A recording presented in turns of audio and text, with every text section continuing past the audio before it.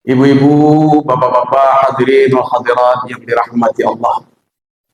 Jamaah gerakan sholat subuh berjamaah Ujung Batu. Sama-sama kita muliakan pengurus gerakan sholat subuh berjamaah Ujung Batu. Dalam hal ini diketuai oleh Bapak Haji Joni. Berarti kemarin kamu bertemu dengan beliau yang menyambut, diajak mana Pak Joni? Masya Allah, luar biasa. Ya, beliau kemarin sambut siapkan hotel, terus kemudian diajak makan di tempat rumah makan. Coba, Masya Allah, sambalnya luar biasa sampai pedas-pedas makan. Kena ceramah, udah kena ceramah belum di situ sama Pak Joni, ya kan? Jadi yang iya betul. Jadi yang lebih dulu diceramai beliau di situ. Masya Allah, alhamdulillah, luar biasa. Mudah-mudahan beliau panjang umur, berkah berlimpah adanya, insya Allah ya, sehat selalu. Kemudian sama-sama kita hormati dan kita muliai pengurus masjid, imam masjid kita, dan selanjutnya bapak-bapak haji, ibu-ibu haji, pengurus-pengurus masjid yang lain yang berkesempatan hadir pada pagi ini kok. Dan seterusnya ada Bapak Camat dia. Alhamdulillah Pak Camat, Masya Allah, alhamdulillah Pak Camat bisa hadir bersama kita pagi hari ini. Mudah-mudahan Pak Camat beri umur panjang, berkah berlimpah, sehat keluarganya semua, insya Allah. Seterusnya tidak disebut nama, tidak dibawakan gelar, godang kocik, tua muda, laki-laki pedusi, anak-anak, orang tua. Ambo hormati, mudah-mudahan pagi ini Allah berikan berkah berlimpah, Allah turunkan rahmat di masjid yang kita cintai ini, atas niat kita bersama-sama untuk hadir bersemangat dalam rangka gerakan sholat subuh berjamaah ya Ujung Batu di Masjid Darus Salam ini. Insyaallah, amin, amin ya rabbal alamin. Salawat beserta salam kepada junjungan kita Nabi besar Muhammad sallallahu alaihi wasallam. Allahumma shalli ala sayyidina Muhammad wa ala ali sayyidina. Hadirin wal hadirat jamaah salat subuh yang dirahmati Allah. Di dalam suatu kisah, jadi pada suatu ketika Nabi Muhammad SAW akan menunaikan salat subuh. Mungkin kisah ini bapak-bapak, ibu-ibu juga sudah pernah mendengar, tidak ada salahnya kita ulang kembali. Nabi suatu ketika akan menunaikan salat subuh berjamaah dengan para sahabat di Masjid Nabawi. Tiba-tiba kemudian Nabi melihat ada salah satu sahabat beliau yang tidak ikut sholat. Ini belum datang, belum sampai. Nabi punya kebiasaan kalau sebelum sholat nengok ke belakang, lalu kemudian kalau ada beberapa orang sahabat yang belum datang, beliau tunggu. Jadi ditunggu. Ini nggak usah cepat-cepat. Ini suatu bukti dalil bahwa sholat subuh itu tidak perlu tergesa-gesa. Yang penting jangan sampai terbit matahari pun sholat. Ya, nggak apa-apa, ditunggu. Kita mau sampaikan sama Bapak imam kita, tidak apa-apa, kita tunggu. Kenapa? Karena begitu hebatnya pahala sholat subuh ini. Nah, ada satu sahabat yang tidak hadir atau belum datang. Nabi tanya kepada sahabat yang lain, mana si fulan? Nama beliau adalah Syahbah. Siapa namanya? Syahbah. Sahabat yang lain menjawab, kami tidak tahu ya Rasulullah. Baik, ditunggu oleh Rasul. Ditunggu sampai dalam riwayat kisah ini dikatakan hampir-hampir matahari terbit, Sya'ban belum juga datang. Karena khawatir matahari akan terbit, Nabi kemudian memimpin salat subuh berjamaah bersama sahabat. Selesai salat subuh berjamaah, Nabi melihat lagi ke belakang, mana Sya'ban? Mana Sya'ban? Tidak tahu ya Rasulullah. Sampai sekarang Sya'ban belum muncul. Selesai sholat, kemudian Nabi bertanya kepada para sahabat, adakah di antara kalian yang tahu rumah Sya'ban? Saya tahu ya Rasulullah, kata salah satu seorang sahabat. Ayo antarkan aku ke sana, kita silaturahim, kita tengok Sya'ban. Apa yang terjadi dengan Sya'ban? Nah, begitu para sahabat dan Rasulullah Shallallahu Alaihi Wasallam. Tapi kalau ini, untuk jemaah yang hadir tidak hadir itu pesan. Semuanya banyak, ada yang tak hadir, dia hadir kan gitu. Nah, tapi karena masih waktu itu hafal Rasulullah sahabat yang hadir dan tidak. Ya, akhirnya Nabi berangkat ke rumah Syam. Hadirin wal hadirat yang dirahmati Allah, dikisahkan dalam kisah ini Nabi bersama para sahabat menempuh perjalanan ke rumah Sya'ban dari selesai sholat subuh berjamaah di Masjid Nabawi sampai di rumah Sya'ban itu hampir waktu duha, atau setengah riwayat mengatakan sudah masuk waktu duha. Ini kurang lebih perjalanan berarti berapa jam? 2,5 jam lah ya. Perjalanan 2 jam, anggaplah 2 jam. Ini kalau perjalanan jalan kaki 2 jam dari Masjid Darus Sa'adah ke mana itu? Dari Masjid Darus Sa'adah ke Darussalam ke mana dari sini? Pasir. Pasir Pengarayan 2 jam. Perjalanan jalan kaki sini Pasir Pengarayan 2 jam ya. 30 kilo perjalanan. Kalau ibu-ibu jalan kaki itu dari Pasir Pengarayan salat berjamaah ke Masjid Darussalam. Itulah perjalanan yang dilakukan oleh Sya'ban untuk berjuang. Saking cintanya beliau melaksanakan salat subuh berjamaah bersama Rasulullah Sallallahu Alaihi Wasallam. Tapi kalau kini Anda harus bantu itu. Kenapa? Karena masjid hampir berapa kilo ada masjid. Ya kan? Berapa kilo sudah ada masjid. Jarak 5 kilo ada masjid. Jarak 5 kilo ada masjid. Nah, singkat cerita, sampailah Rasulullah di rumah Syam. Assalamualaikum, keluar istri Syam. Saya ya Rasulullah, kaget istri Sya'ban keluar, kemudian langsung bercerita tanpa ditanya oleh Rasul. Beliau mengatakan, ya Rasulullah, Sya'ban suami saya sebelum sholat subuh atau dini hari pagi tadi beliau sudah meninggal dunia. Masya Allah, bapak-bapak hadirin yang dirahmati. Hanya meninggal dunia yang membuat Sya'ban untuk tidak datang sholat subuh berjamaah. Bayang. Padahal ini bukan sholat subuh saja. Dalam kisah itu dikatakan bahwa Sya'ban ini adalah salah satu sahabat yang tidak pernah meninggalkan sholat berjamaah, termasuk sholat subuh 5 waktu sholat. Sehingga Sya'ban punya kebiasaan kalau dia duduk, ya, kalau dia duduk di masjid, dia duduk di pojok duduk, dan selalu duduk di situ. Nah, karena dia nggak mau mengganggu jemaah yang lain. Begitu datang selalu duduk di pojok. Kurang lebih seperti Pak Haji nih. Pak Haji Sultan kan kalau saya tengok kemarin sholat subuh di situ selalu di pojok situ. Nggak pernah di sini. Ya. Itu sebagian ulama mengatakan itu menjadi tanda bahwa di mana tempat duduk kita besok di masjid itu akan menjadi saksi di akhirat kelak bahwa kita dulu di dunia pernah sholat berjamaah di masjid. Nah, tempat beribadah itu akan menjadi saksi, tempat duduk kita, tempat bersandar kita itu akan menjadi saksi besok di akhirat. Nah. Tapi kemudian istri Sya'ban berkata kepada Rasulullah, ya Rasulullah, namun ada sesuatu hal yang ingin aku tanyakan kepada engkau. Kenapa?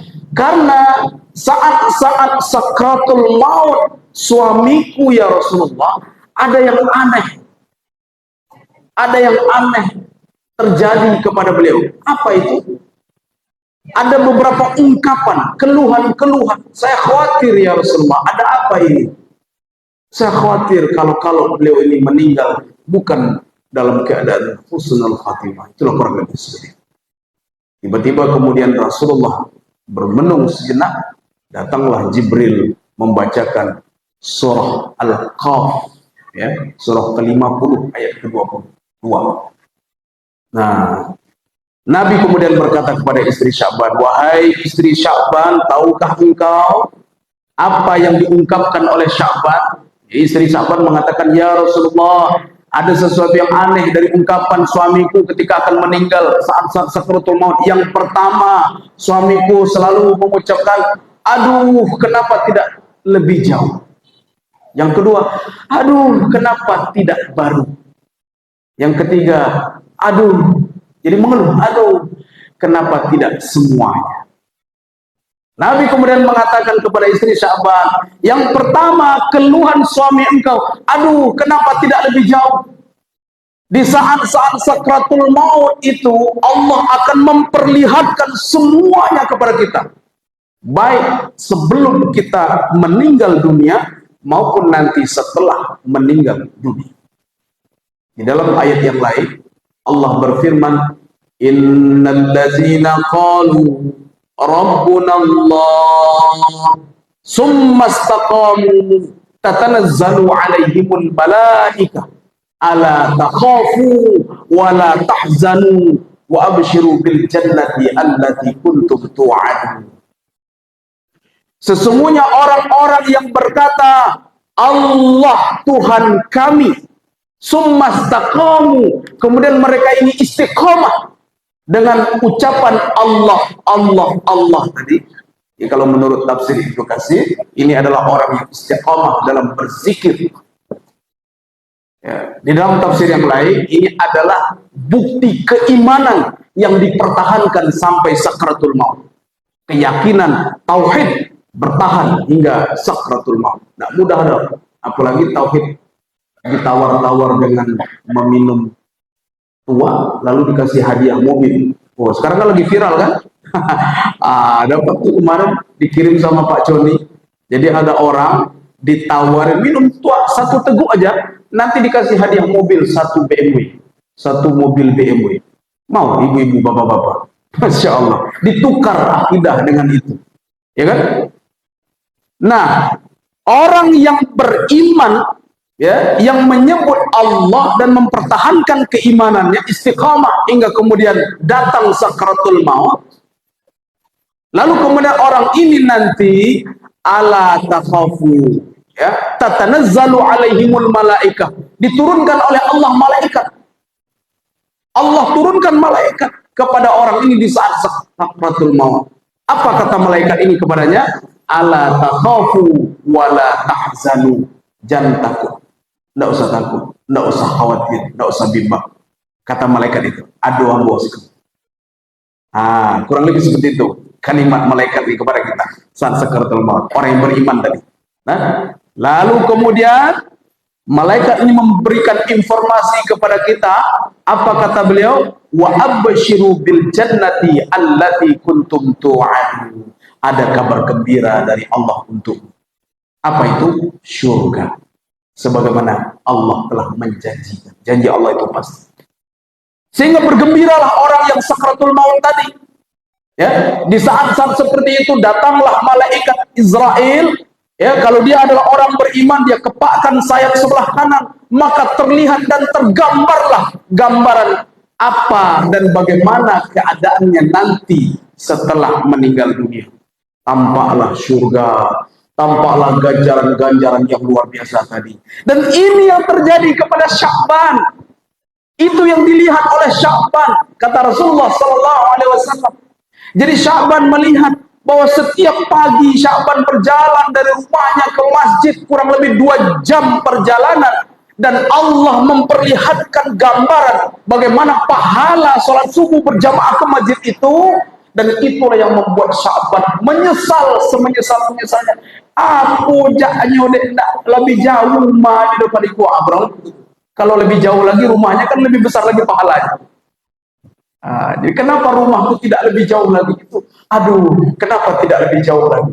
Kalau hanya dengan perjalanan yang kurang lebih 2 jam ini saja, pahalanya sebesar itu luar biasanya. Kenapa tidak lebih jauh lagi? Menyesal Sya'ban.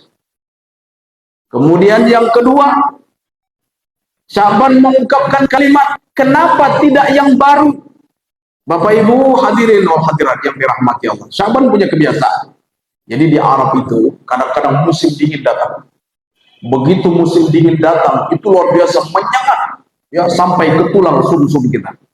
Betul ya? Kalau bapak-bapak yang sudah berhaji atau umrah, Itu kalau kita pergi ke Madinah itu kalau datang musim dingin, kering sampai telapak kaki kita pecah-pecah. Betul ya? Itu luar biasa dingin, menyayat sampai ke tulang. Nah, suatu ketika Sya'ban perjalanan dari rumah ke masjid, di tengah jalan Sya'ban melihat seseorang yang kedinginan, hampir mati karena kedinginan.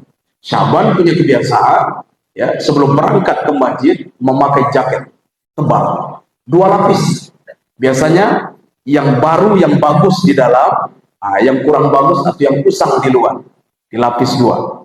Nah, ketemu dengan seseorang yang kedinginan tadi, spontan Sya'ban kasihan kepadanya, lalu kemudian dia membuka jaket itu yang bagian luar, yang usang tadi, lalu kemudian dikasihkan kepada orang yang kedinginan tadi. Dalam kisahnya, Sya'ban mengajak orang ini ikut sholat berjamaah bersamanya ke masjid, hingga orang ini selamat dari kematian. Dan inilah yang dilihat oleh Sya'ban. Ganjaran pahala ini dilihat dan diperlihatkan oleh Allah kepada Sya'ban saat sakaratul maut. Dan Sya'ban melihat betapa hebat ganjaran pahala itu, sehingga Sya'ban pun menyesal. Masya Allah, aduh, kenapa enggak yang baru saya berikan? Padahal jaket itu kan ada 2, yang satu di luar usang, yang di dalam baru. Kenapa yang tidak baru saya kasihkan? Sya'ban menyesal. Ya. Lalu kemudian yang ketiga, aduhnya Sya'ban yang ketiga adalah Sya'ban punya kebiasaan, karena saking jauhnya perjalanan ke masjid dan kembali pulang ke rumah, Sya'ban punya kebiasaan membawa bekal. Kalau kita di sini bekalnya sudah disiapkan, Masya Allah ya, makan bersama nanti setelah ini. Nah, Sya'ban punya bekal, roti. Sehingga setelah selesai sholat subuh, Sya'ban pulang ke rumah, nanti di pertengahan jalan, lapar, dia berhenti, kemudian memakan sarapan roti itu. Tiba-tiba datang seorang pengemis, minta roti Sya'ban. Lalu Sya'ban spontanitas, dibagi 2 rotinya, satu dikasih kepada pengemis itu, satu dimakan oleh Sya'ban. Gambaran inilah ibu-ibu, bapak-bapak yang dilihat oleh Sya'ban. Di saat sakaratul maut, Allah memperlihatkan ganjaran. Walaupun roti setengah potong itu yang diberikan oleh Sya'ban kepada pengemis, dilihat oleh Sya'ban ganjaran pahala yang luar biasa itu, dan itu pun membuat Sya'ban menyesal. Masya Allah, aduh, kenapa tidak semuanya yang saya berikan? Jadi begitulah besok di akhirat, saat sakaratul maut, hadirin semuanya, kita semua akan menyesal. Bahkan seorang sahabat Rasulullah SAW, Sya'ban saja, ya, sahabat Nabi, hidup bersama Rasulullah di zaman Nabi Muhammad SAW, tidak pernah tinggal sholat berjamaah, insya Allah dijamin masuk surga. Itu pun Sya'ban masih menyesal. Asyakullah waktu ini kan, ya kan? Amal apa yang kita lakukan hari ini? Bagaimanalah besok penyesalan kita saat sakaratul maut, sekiranya kita tidak memaksimalkan amalan-amalan kita. Ya. Mohon maaf bagi bapak-bapak, ibu-ibu yang punya uang banyak, kebetulan Allah limpahkan rezeki berlimpah kepada bapak ibu, lalu kemudian Allah kasih semuanya dalam bentuk materi. Kira-kira mana yang lebih kaya dengan Abdurrahman bin Auf? Kira-kira mana yang lebih kaya dengan Utsman bin Affan, bahkan dengan Abu Bakar As-Siddiq? Lebih kaya mereka, Pak. Setengah riwayat mengatakan penghasilan mereka saja, Abdurrahman bin Auf itu penghasilannya kurang lebih 1 bulan 1,3 miliar per bulan. Kalau dikurskan rupiah sekarang, mana yang lebih kaya? Oh, di seluruh Indonesia penghasilan 1,3 miliar per bulan. Utsman bin Affan 300 juta per bulan kalau dikurs penghasilan. Nah, adalah pengunjung batu banyak yang kaya-kaya. Itu pun Abdurrahman bin Auf ketika meninggal dunia, kain kafannya siapa yang menyediakan? Yang menyediakan kafannya adalah Sayyidina Ali bin Abi Thalib. Itu menandakan bahwa sebelum Abdurrahman bin Auf meninggal dunia, semua hartanya sudah diberikan untuk kepentingan agama Islam. Sudah tidak ada lagi yang tinggal. Tidak ada lagi yang bisa dihisap di dunia.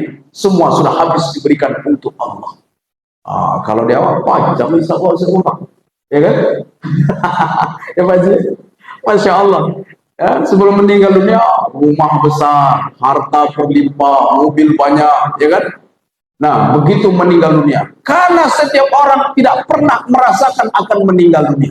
Setiap orang, kira-kira ibu-ibu merasa akan meninggal dunia besok pagi atau beko. Nah kan, pasti setiap kita ini merasa umurnya akan panjang terus, betul?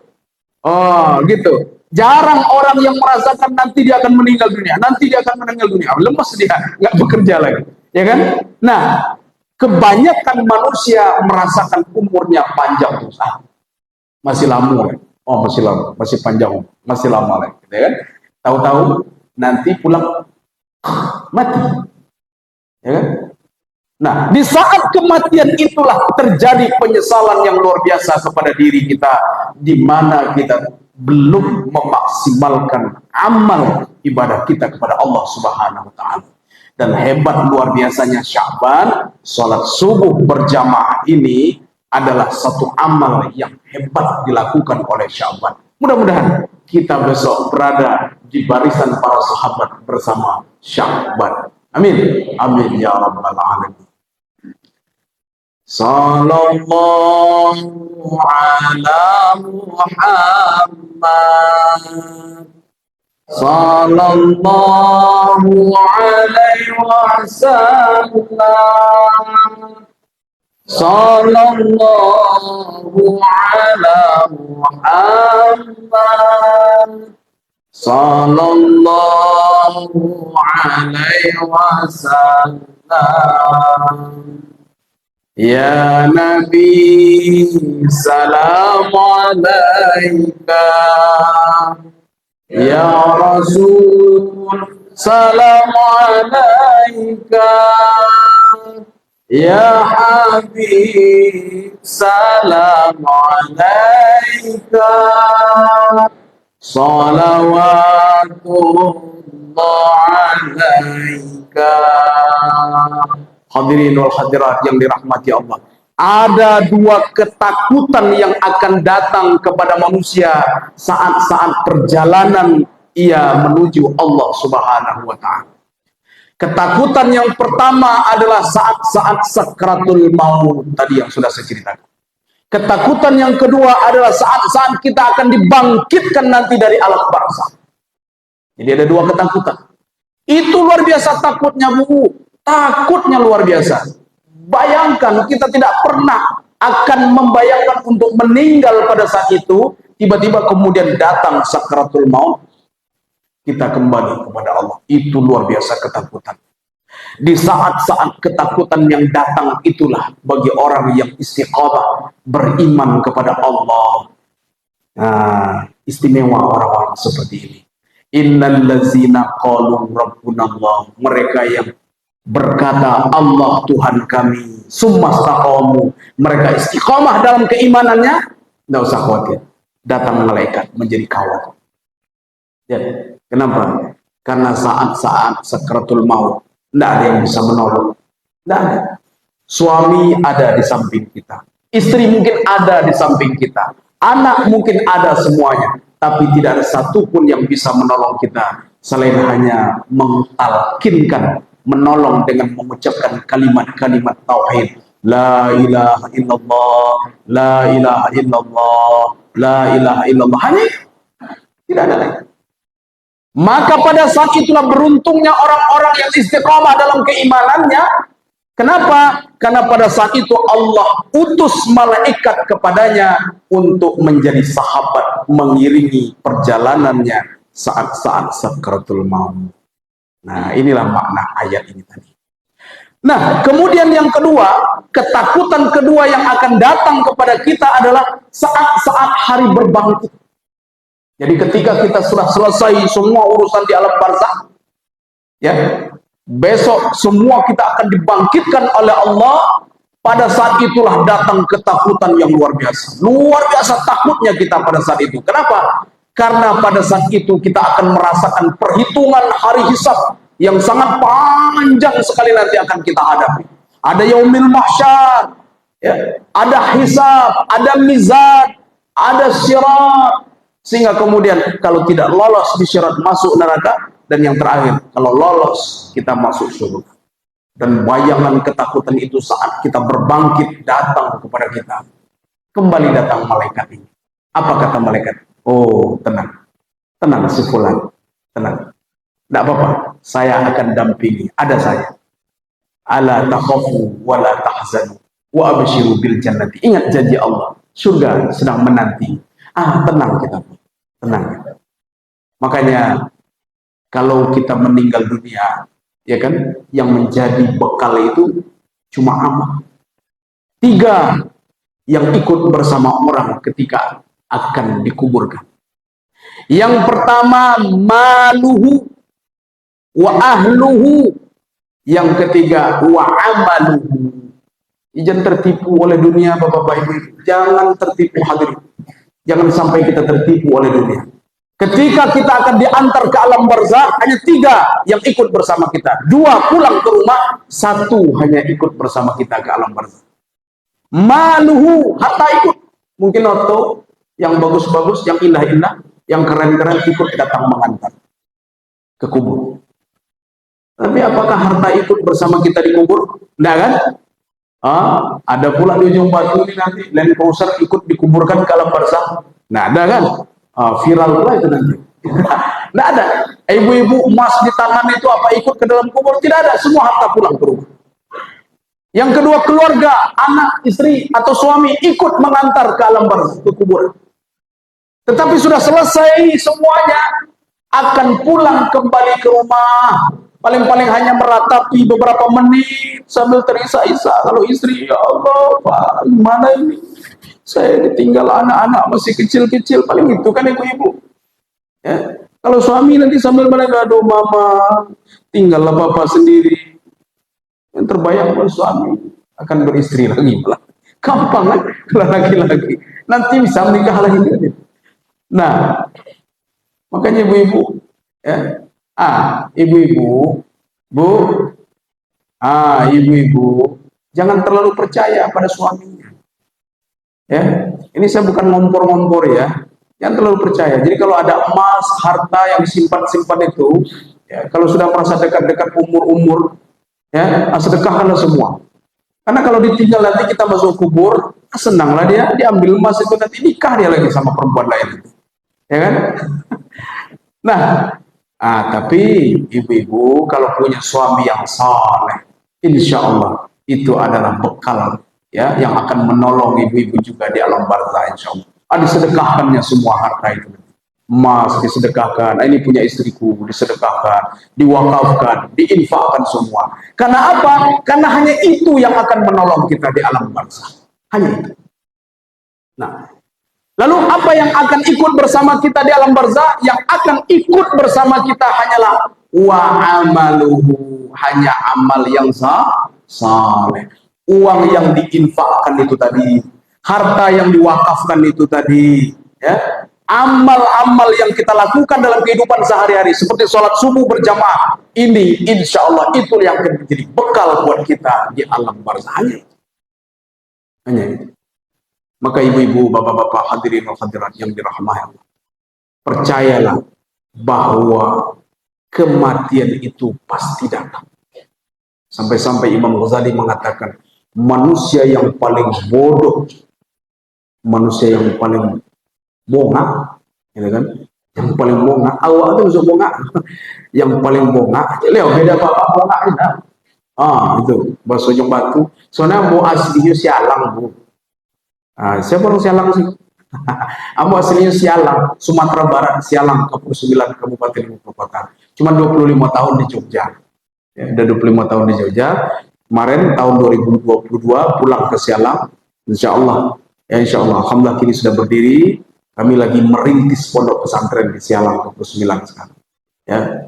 Nah, ibu-ibu, bapak-bapak, awak tuh bodoh. Kenapa bodoh? Tahu kata Imam Ghazali akan mati. Kematian itu pasti, ya kan? Tahu bahwa diri kita ini akan mati. Tetapi tidak mempersiapkan untuk kematian. Itulah kebodohan yang paling bodoh kita ini. Tahu kita akan mati, tapi tidak mempersiapkan diri untuk mati. Mestinya bagi kita ini harus mempersiapkan diri untuk mati. Tapi sibuk aja dengan urusan-urusan dunia. Apalagi sebentar lagi masuk pemilu. Oh, udah pemilu sebentar lagi kan? Februari 2024 akan ada pemilihan umum. Banyaklah nanti akan datang calon-calon legislatif ya, yang datang kepada Bapak Ibu untuk menawarkan program-programnya. Nah, mulailah pertebaran uang-uang haram, uang-uang sobok segala macam. Masya Allah. Inilah yang merusak, ikona merusak. Amal sudah diperbuat, sudah rajin sholat subuh berjamaah di masjid, apa terima piti uang haram gitu, ya kan? Berterima piti sobok itu segala macam. Rusaklah apa yang kita lakukan selama ini. Rusak amal kita karena masuk sesuatu yang haram. Ya, ingat ibu-ibu, bapak-bapak, pesan saya, besok kalau pemilihan umum, satu, pilih yang paling soleh di antara yang soleh. Tengok sholatnya, rajin sholat ke masjid enggak? Itu dulu yang boleh tengok, itu yang dipilih. Pak ya bu ya, no ini sembahyang belum ya, bencana. Oh ya gawat. Mereka yang nyalon, ada yang sholat gitu kan? Pilih aja lah yang sholatnya sekali-sekali. Itulah di antara mereka yang tidak sholat itu mana yang agak sholat sekali-sekali sedikit-sedikit ke masjid. Itulah dipilih gitu, paling tidak gitu ya. Di antara yang jelek itu yang paling sedikit jeleknya, itulah yang dipilih. Karena kita harus milih Pak, kita harus milih karena kalau tidak milih malah tidak boleh. Jadi ya gimana lagi, kita harus pilih gitu. Nah, itu yang pertama, pilih, tengok sholatnya, ya cara memilih besok. Tengok sholat. Kemudian yang kedua, bagaimana hubungannya dengan kita, dengan keluarganya, dengan ibunya, dengan ayahnya, dengan tetangganya, akhlak. Akhlaknya bagaimana? Itu tengok akhlak. Karena insya Allah kalau mungkin amal mahdohnya masih kurang, tapi kalau akhlaknya baik, ada kemungkinannya dia akan menjadi baik karena ada akhlak. Ya. Kemudian yang ketiga, tengok ilmu agamanya. Ini dasar. Lay ilmu agama, lay pandainya salat, lay mengertinya fikih, lay mengerti dia sedikit akan ilmu agama. Ini ya kan? Sekarang masalahnya ini yang dilontarkan oleh kaum Yahudi, orang-orang kapitalis, ya. Orang-orang ustadz-ustadz itu, ulama-ulama itu, para pendakwah itu, orang-orang soleh, orang-orang masjid itu, nggak usah lah ikut berpolitik, katanya kan gitu kan? Nggak usah ikut berpolitik Pak, gitu. Harusnya kita ini orang-orang masjid ini masuk ke DPR sana, masuk ke legislatif sana. Mestinya begitu. Kenapa? Karena kalau tidak ada lagi orang soleh yang memperjuangkan politik, maka diambillah perjuangan politik itu oleh orang-orang yang jahat. Nah, hadirin wal hadirat yang dirahmati oleh Allah. Inilah makna ayat Al-Quran. Kamu tengok tadi, kamu tuh baru tahu dikirimkan sama Pak Joni poster pengajian kita ini. Mau tengok di situ. Seandainya penduduk satu negeri itu beriman, bertakwa, walau anna ahlal qura amanu wattaqau lafatahna alaihim barakatin minas sama'i wal ardh walakin kazzabu fa akhaznahum bima kanu yakzibun. Seandainya penduduk satu kampung atau negeri itu, kata Allah, amanu, beriman mereka semuanya, wattaqau, mereka semua bertakwa kepada Allah, la fatahna alaihim barakatim minas sama'i wal ardh. Allah akan turunkan, bukakan keberkahan dari langit dan dibukakan dari bumi. Ya, langit, bumi, keberkahan dibukakan oleh Allah. Walakin kazzabu, tetapi kata Allah, mereka ini berbuat dosa, membuat dosa juga masalah. Walakin kazzabu fa akhaznahum bima kanu yakzibun, maka tunggulah, nikmatilah, rasakanlah azab yang sangat pedih ini kata Allah karena membuat dosa. Jadi kalau seandainya kita bertakwa, beriman, penduduk satu daerah, satu kampung di ujung batu ini beriman, betul-betul beriman kepada Allah, bertakwa kepada Allah, takut kepada Allah, maka insya Allah keberkahan akan turun ke ujung batu. Apa tanda keberkahan itu Pak? Tanda keberkahan itu adalah satu, tenang. Tenang. Jadi kalau keberkahan yang masuk ke dalam sebuah rumah yang dikepalai oleh kepala keluarga, misalnya seorang bapak, suami, maka tanda hidup barokah di dalam keluarga itu adalah hidupnya tenang, tidak gelisah. tenang hidupnya. PT banyak, aroto melimpah, tapi anak koni narkoba, itu parah. Tidak tenang, ya kan? Uang banyak, sukses, pangkat, jabatan, segala macam, bini berselingkuh. Ada orang itu? Banyak. Tapi tidak disiko loh. Disiko, tidak seketek. Gitu kan? Nah, untuk apa semuanya itu? Kalau kita tidak tenang, ini menandakan keluarga yang tidak barakah. Dari keluarga yang tidak berkah, berkumpul keluarga-keluarga, maka bisa jadi satu kampung itu tidak diberkahi oleh Allah. Maka turunlah murka Allah di situ. Ini bahaya. Nah, kalau tidak merasakan tenang lagi dalam kehidupan berkeluarga, itu tidak berkah tandanya. Yang kedua, merasa cukup dengan apa yang dimiliki. Cukup. Ya, ibu-ibu dapat uang 5 juta seminggu oleh suami, alhamdulillah cukup. 10 juta cukup. 20 juta dia sekali seminggu oleh suami cukup. Lah cukup, Bu. 20 juta seminggu cukup. Banyak. Kalau di Sialang gini gamnya ompe ibu gaji uang saya di Sialang ompe ibu. Tapi kadang-kadang enggak cukup-cukup lah. Ya. Ya. Nah, tandanya keberkahan masuk ke dalam rumah tangga kita adalah berapapun penghasilan suami, berapapun rezeki yang diberikan oleh Allah kepada keluarga itu cukup, merasa cukup. Inilah yang disebut oleh Buya Hamka qanaah. Qanaah itu merasa cukup dengan apa yang telah Allah berikan. Ibu cukup ya Bu ya, cukup, merasa cukup dengan apa yang ada, itu qanaah. Kemudian yang ketiga, yang pertama adalah merasa tenang, batin itu tenang. Yang kedua merasa cukup, rezeki itu cukup. Kemudian yang ketiga, semakin dekat kepada Allah. Jadi kalau misalnya punya piti, punya kekayaan, punya harta berlimpah, punya jabatan, punya istri yang cantik, dapat suami yang ganteng, ya. Tengok, apakah dia semakin dekat kepada Allah atau makin jauh daripada Allah. Itu tanda keberkahan. Kalau seandainya dengan apa yang diberikan oleh Allah itu, yang ia merasa itu adalah limpahan Allah kepadanya, tapi ini makin jauh dari Allah, itu tandanya keberkahan tidak ada di situ. Ya. Bisa-bisa itu adalah ujian. Tetapi dengan harta yang ia miliki, dia makin dekat dengan Allah. Dengan harta yang ia miliki, ia makin konsen berjuang untuk fi sabilillah. Semakin terkait hatinya ke masjid.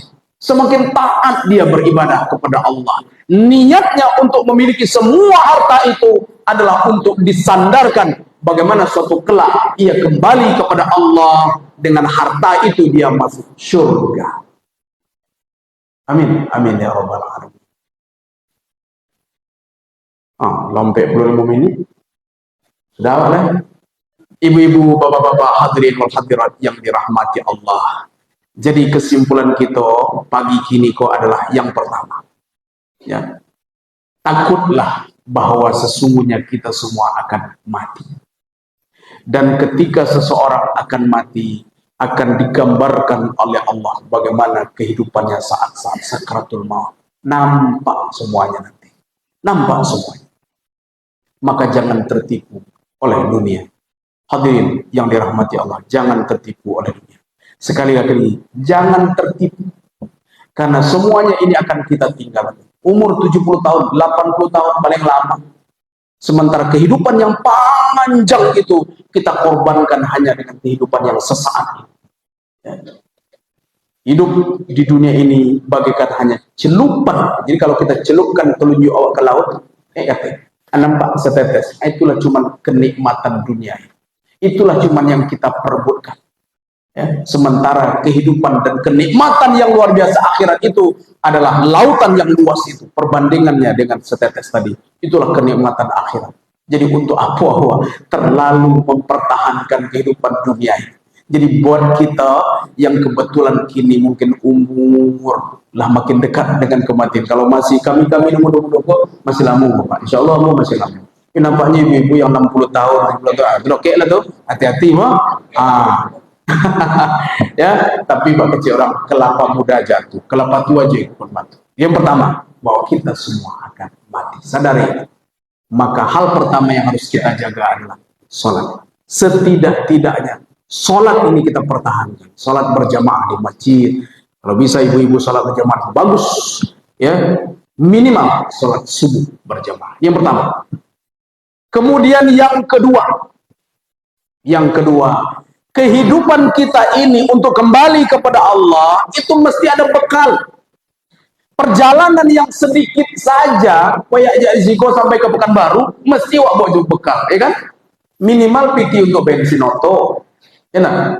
Untuk makan di jalan, ada bekal. Masa untuk perjalanan akhirat kita, ini perjalanan yang panjang, kita nggak bawa bekal. Maka bekal itu satu-satunya adalah amal saleh. Iman kita insya Allah sudah punya, maka lengkapi, sempurnakan dengan amal yang saleh.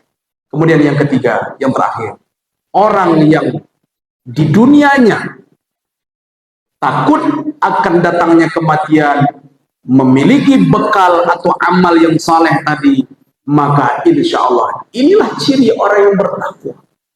Ya tadi itu, kalaulah bertakwa satu keluarga, ya, walau anna ahlal qura amanu, beriman sudah, bertakwa, takut kepada Allah, dua itu tadi. Tahu akan kematian, menyiapkan amal soleh, itulah takwa. Ya? Maka insya Allah dengan bekal takwa itu, kehidupan kita akan barakah. Sallallahu ala Muhammad, sallallahu alaihi wasallam, sallallahu ala Muhammad, sallallahu alaihi wasallam. Ya Nabi, salam alaika. Ya Rasul, salam alaika. Ya Habib, salam alaika. Salawatullah alaika. Baik ibu, bapak-bapak, hadirin wal hadirat yang dirahmati Allah, mengakhiri kajian subuh kita pagi ini, saya ingin mengajak ibu-ibu, bapak-bapak semuanya bertafakur kepada Allah. Mari kita pejamkan mata kita bersama-sama, menunduk ke bawah. Ketika sholat itu, bapak-bapak, ibu-ibu cukup mendengarkan suara saya saja sambil kita berdoa kepada Allah Subhanahu wa Ta'ala. Ila hadratin Nabi Mustafa Rasulullah sallallahu alaihi wasallam wa li jami'il mu'minina wal mu'minat wal muslimina wal muslimat. Al-Fatihah. A'udzu billahi minasy syaithanir rajim. Bismillahirrahmanirrahim. Alhamdulillahi rabbil alamin arrahmanir rahim maliki yaumiddin. Iyyaka na'budu wa iyyaka nasta'in ihdinas siratal mustaqim. Siratal ladzina an'amta 'alaihim ghairil maghdubi alaihim waladdallin. Hadirin jamaah semua, sebelum kita berdoa, saya ingin mengajak kita sedikit untuk bermuhasabah akan diri kita masing-masing. Yang pertama, ingat bapak-bapak, ibu-ibu, pernahkah kita mengingat umur kita hari ini sudah berapa? Ada yang mungkin umurnya sudah 50 tahun, ada yang mungkin umurnya sudah 60 tahun, 70 tahun, atau mungkin ada di antara Anda bapak ibu jemaah sekalian masih berumur, masih muda, 30, 25. Tapi ingat, umur ini menandakan bahwa semakin dekatnya kita dengan kematian. Umur ini menjadi tanda bahwa kita akan semakin dekat berpulang kepada Allah. Dalam umur yang sudah sekian lama kita pakai itu, seberapa yang benar-benar kita pakai untuk beribadah kepada Allah? Seberapa yang benar-benar kita pakai untuk menyembah Allah? Seberapa yang kita pakai benar-benar untuk beramal saleh? Jangan-jangan di umur yang sekian itu kita telah banyak berbuat dosa, berzina, berjudi, memakan makanan haram, durhaka kepada suami, durhaka kepada ibu dan ayah, menipu dan membohongi istri. Banyak yang kita lakukan bapak ibu sekalian. Atas dosa-dosa itu semua, maka tidak ada cara lain. Kita mesti berobat kepada Allah. Kita harus kembali kepada Allah, bertobat kembali kepada Allah. Sehingga suatu saat kelak ketika Allah benar-benar mengambil nyawa kita, kembali kepada Allah dalam keadaan husnul khatimah. Jangan sampai kita kembali kepada Allah dalam keadaan belum bertobat. Kita menunda-nunda tobat. Jangan sampai kita kembali kepada Allah, harta yang kita miliki, jabatan yang kita punya, keadaan, kekuasaan, apa-apa yang kita miliki di dunia hari ini, semuanya itu akan menyulitkan kita. Maka tidak ada cara lain hari ini, pagi ini, mari kita azamkan kepada Allah untuk bertobat kepada Allah Subhanahu wa ta'ala. Astaghfirullahaladzim. Astaghfirullahaladzim. Astaghfirullahaladzim. Astaghfirullahaladzim. Astaghfirullahaladzim. Astaghfirullahaladzim. A'udzu billahi minasyaitonir rajim. Bismillahirrahmanirrahim. Alhamdulillahi rabbil alamin. Wassalatu wassalamu ala asyrafil anbiya'i wal mursalin wa ala alihi wa sahbihi ajma'in. Allahumma ighfir lana dzunubana wa liwalidina warhamhuma kama rabbawna shighara. Ya Allah ya Rabb, ampunkan dosa kami ya Allah. Ampunkan dosa kedua orang tua kami ya Allah. Ya Allah ya Rabb ya Rahman, ampunkan dosa-dosa kami semuanya ya Allah. Terima tobat kami ya Allah. Jangan sampai kami keluar dari pintu masjid ini Engkau belum terima tobat kami ya Allah. Engkau belum terima istighfar kami ya Allah. Ya Allah ya Rahman, turunkan rahmat-Mu di masjid ini. Berikan rahmat-Mu, berikan berkah berlimpah-Mu ya Allah. Ampunkan semua dosa-dosa kami. Ampunkan semua kesalahan-kesalahan kami ya Allah. Ampunkan dosa kedua orang tua kami. Lapangkan kuburnya ya Allah.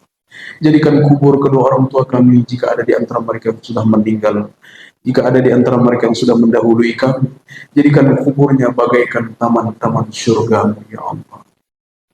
Terima amal baiknya ya Allah. Ya Allah ya Rahman ya Zal Jalali wal Ikram. Allahumma rabbana zalamna anfusana wa in lam taghfir lana wa tarhamna lanakunanna minal khasirin. Kami adalah orang-orang yang suka menzalimi diri kami ya Allah. Hari ini kami bertobat, besok kami berbuat dosa lagi ya Allah. Ya Allah ya Allah, betapa lemahnya kami ini ya Allah. Maka oleh karena itu jangan sampai pada saat-saat sakratul maut Engkau tidak menerima kami dalam keadaan tobat.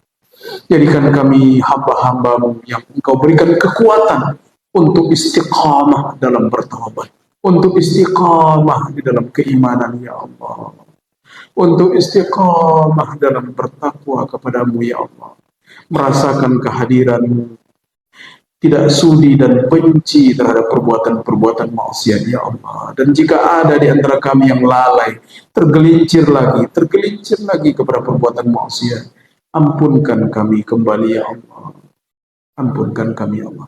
Ya Allah ya Rahman ya Rahim ya Zal Jalali wal Ikram, atas kecintaan-Mu kepada Nabi-Mu, atas kecintaan-Mu kepada kekasih-Mu Muhammad sallallahu alaihi wasallam, atas kecintaan-Mu kepada kasih-Mu, kepada kekasih-Mu Habibina wa mulazina wa zafrina wa nabiyina Muhammadin sallallahu alaihi wasallam.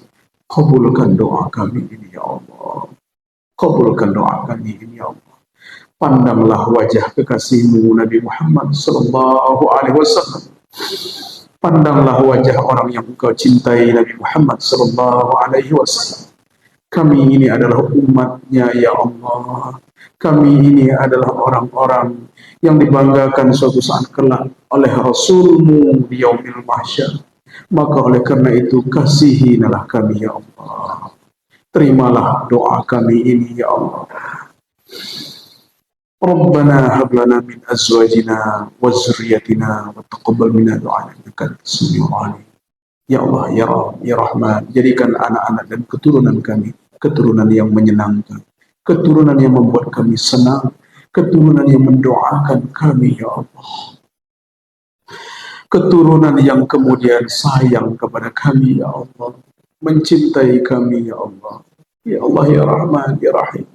Jika ada sedikit amal yang kami lakukan di dunia ini ya Allah, jadikanlah amal itu sebagai amal yang ikhlas, yang menjadi amal untuk bekal kami di akhirat kelak menghadap-Mu ya Allah. Rabbana la tuzigh qulubana ba'da idh hadaytana wa hab lana min ladunka rahmah innaka antal wahhab. Ya Allah, istiqomahkan jiwa kami, hati kami, pikiran kami, perbuatan kami. Jika kami telah lurus berada pada jalan-Mu ya Allah, jangan bolak dan kembalikan kembali kepada perbuatan-perbuatan yang salah. Allahumma inna nas'aluka salamatan fi dinina wa afiyatan fil jasadina wa ziyadatan fi ilmina wa barakatan fi rizqina wa taubatan qabla al-maut. Allahumma hawwin 'alaina fi sakratil maut wan najata minan nari wal 'afwa 'indal hisab. Ya Allah ya Rahman ya Rahim, jangan Engkau cabut nyawa kami kalau belum benar-benar kami bertobat padamu ya Allah.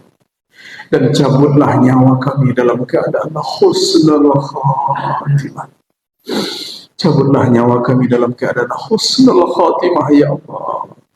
Cabut nyawa kami dalam keadaan husnul khatimah, dalam keadaan sudah bertaubat kepadamu ya Allah. Rabbana atina fid dunya hasanah wa fil akhirati hasanah wa qina azabannar. Subhana rabbika rabbil izzati amma yasifun. Wassalamu ala mursalin walhamdulillahi rabbil alamin. Usikum menafsi bitaqwallah. Assalamualaikum warahmatullahi wabarakatuh.